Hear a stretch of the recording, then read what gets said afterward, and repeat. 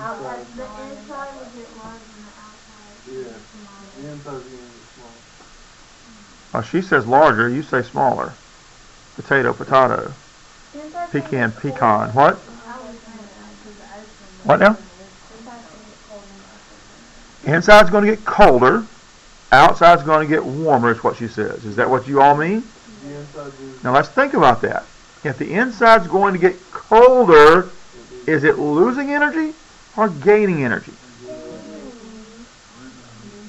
It's losing heat if it's getting colder. Oh, yeah. If it's getting colder, it's got to lose heat. Got that?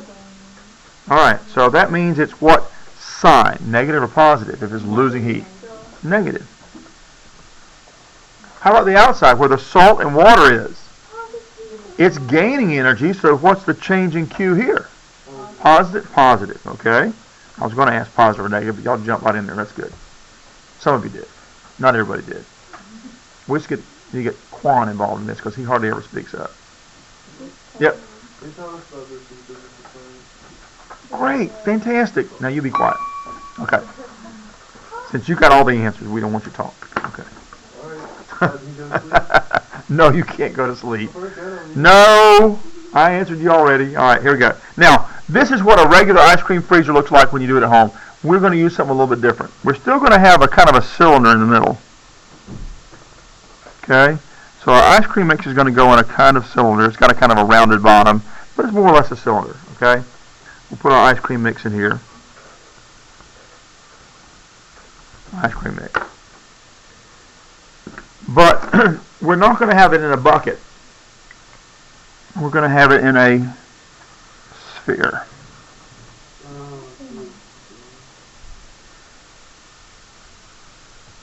Okay?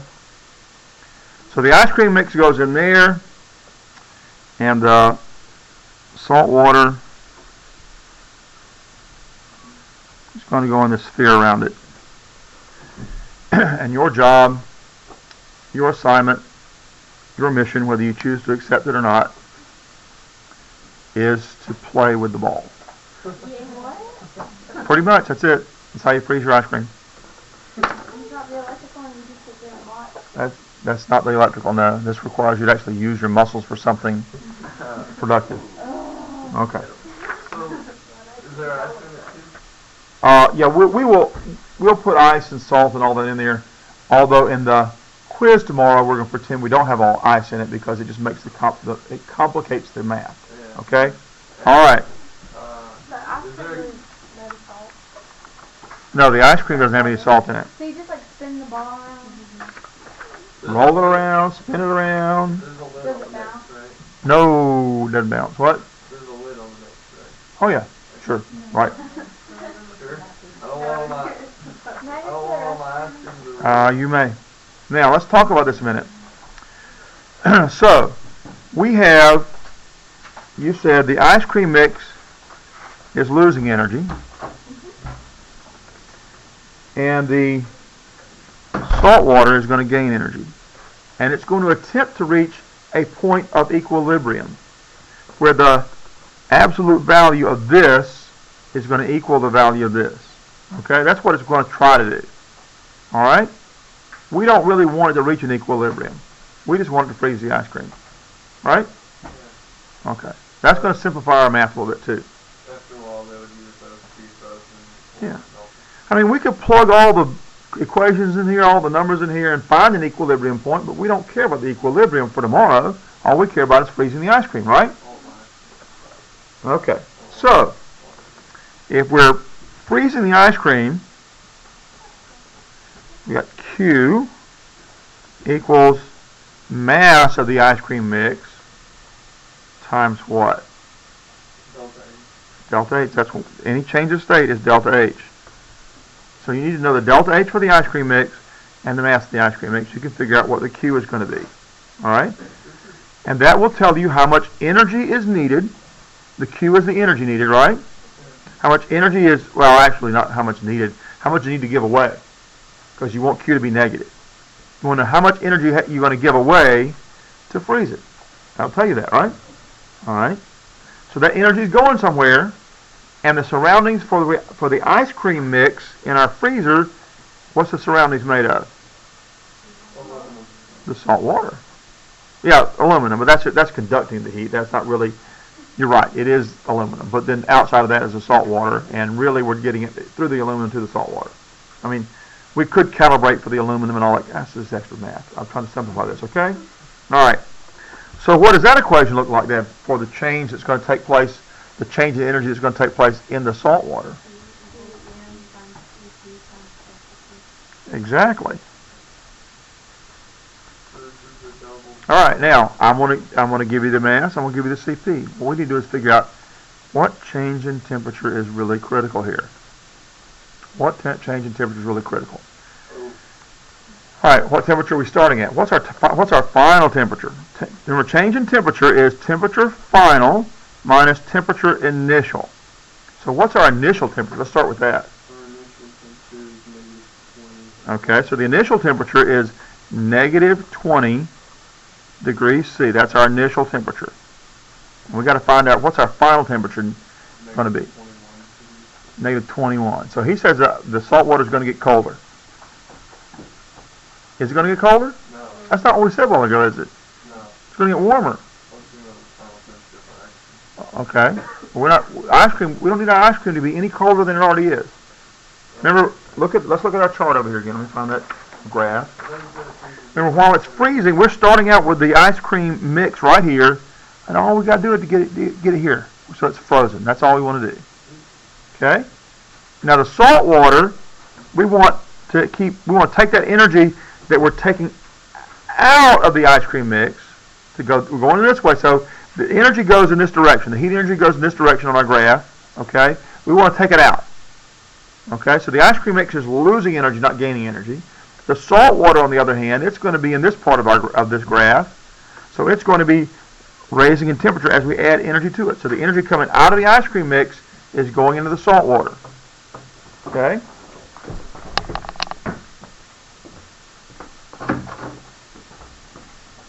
All right. So what is the final temperature that we can possibly reach and still freeze the ice cream? What's the final temperature that we can possibly get the salt water to and still freeze the ice cream?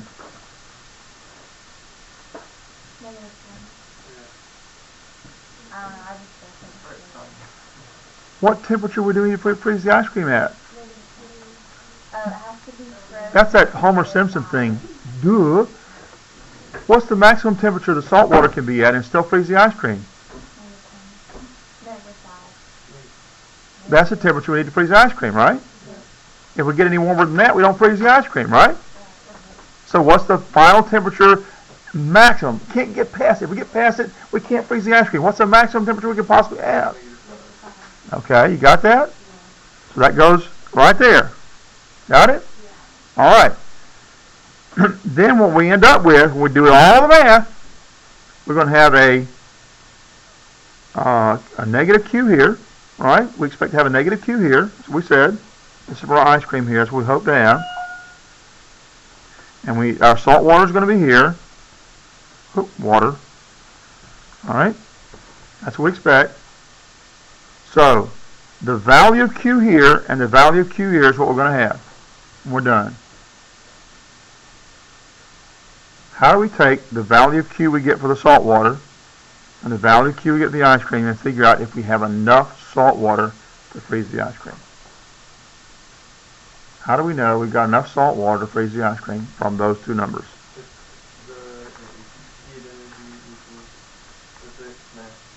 If they match, okay. What if they don't match?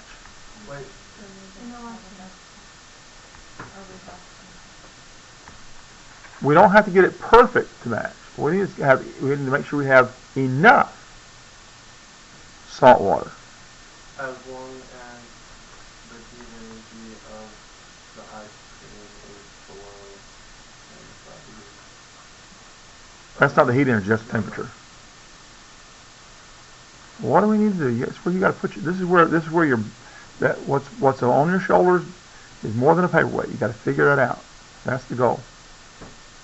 How do we know that we have enough salt water to freeze the ice cream, looking at just those two Q's we're going to get out of it? If you didn't use the ice cream, get smaller. Get smaller?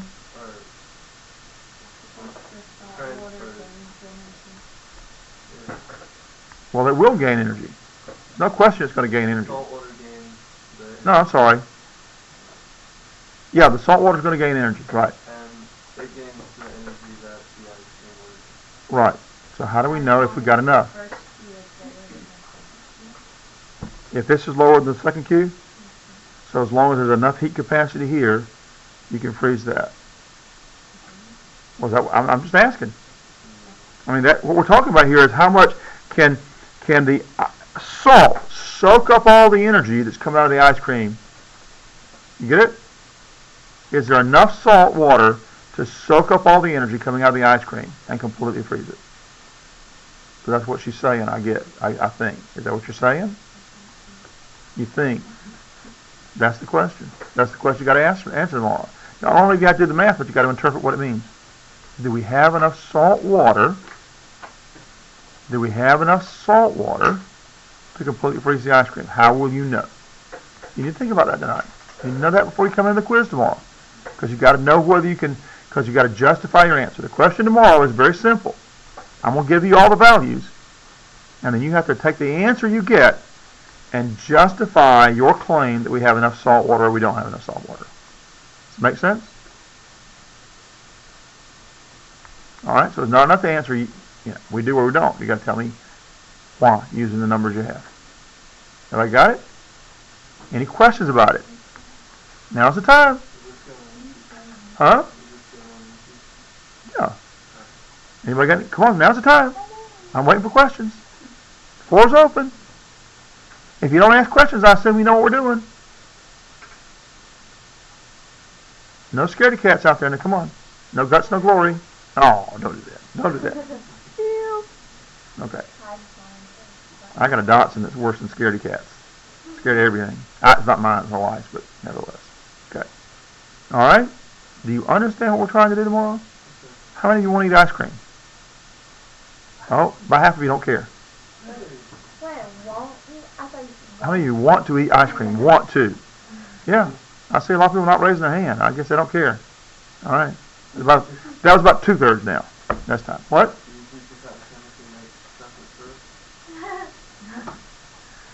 No, there's no chemistry. Let me think.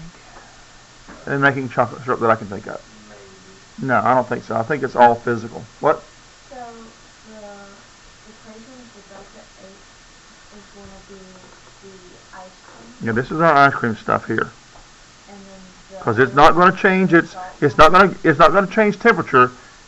It's going to change state, and that's our change of state equation.